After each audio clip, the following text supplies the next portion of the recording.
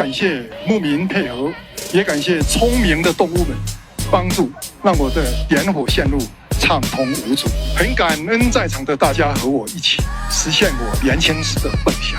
感谢江之县乐龙乡的领导，包括公安、应急、消防、卫健、供电、移动、电信、宣传各部门，如此短时间内全力支持我们在这大闹天宫，或者我们一起大闹天宫。最后要感谢这片土地、这里的人民和永恒的大自然。